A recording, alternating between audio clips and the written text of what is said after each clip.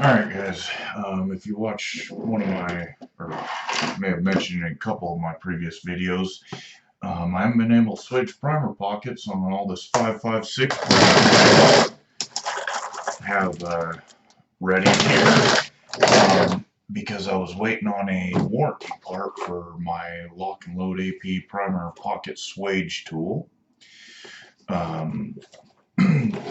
Anyway, that finally came in. Took quite a while to get it, but finally got it. So, anyways, this, on my old one, for whatever reason, that little nipple in the center there had prematurely worn down, or that's what it appeared like. So it wasn't properly swaging the primer pockets. Anyways, that finally came in. I already got it replaced in the Swage die. If you guys haven't used this setup, when it works, it's pretty sweet. That last one wore down after I maybe only ran about 100 cases through it or so. Hornady's warranty department was pretty good to work with. You know, she got it ordered right up. It took over a month to finally get it. But actually calling them, especially with everything going on right now, was real easy and slick. Got right through, no hold time, just a couple quick menu options, and I was talking to someone, so I was pretty impressed there. But this thing, so I'm hoping to get all this swaged up, and you know, and if you're like me, want to reload quite a bit of 5.56 brass, this is a fairly efficient way to get those primer pockets swaged. You know, as most of you might know, a lot of 5.56 brass from factory has crimp primers in it, and you got to swage that crimp out to be able to reload it. You know, once you reload it once, you don't have to do it again. But this thing has a little alignment die there to drop a piece of brass in. So it's a little bit weird to get used to because your functions with this setup are different than most any other operations you do on your press. You're inserting the brass at the top of the stroke. Also, you'll be extracting brass at the top of the stroke. But you bring it down. This one I already have set up to where I want, but you'll raise this in up. You'll want to make sure all your dies are down, touching this plate that your swage tool comes with. And then this center screw here adjusts your depth on your little swager part that I showed you. And you slowly adjust that down until you're getting the amount of swage you're looking for. You're not looking to swage a whole primer pocket. Not sure how well this will show up on camera, but you're looking for just a little bit of a radius around the, see if that'll focus there, maybe. Looking for just a little bit of a radius around that primer pocket, and something I'll even do sometimes when I'm getting this set up is just take a single primer out, kind of set it there on the primer pocket and see if it looks like it would press in. And I think I'm pretty well set up there. And of course, like most functions on your press, once you get things set up, it starts to speed up fairly quick. You know, drop a piece of brass in, bring it up, you're swaging one, dropping another one in, going down, same thing.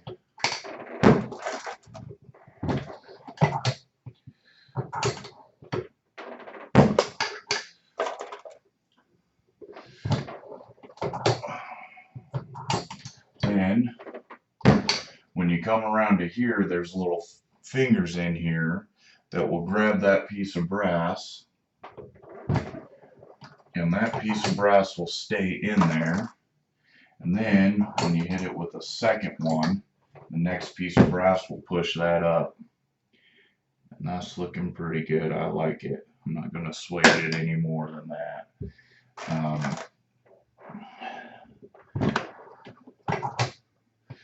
Just keep going around and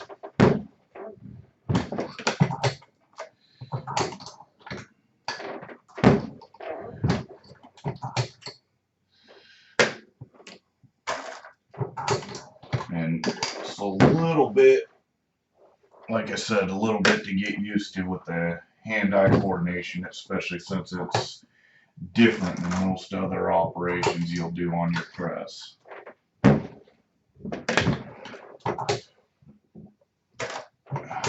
But once you get going, it'll go fairly quick.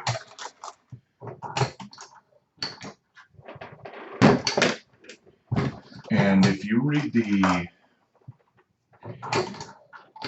instructions, I'd have to pull them out again, but I believe the instructions will say put your swage die in the station number 1, your extractor die over here, and your alignment die in this station where I have the extractor die. It don't really matter too much where you put these. I move the extractor die here and the alignment die here just because of the way I sit at my reloading bench and have things lined up for me. It's a little easier for me to operate it here. Sometimes I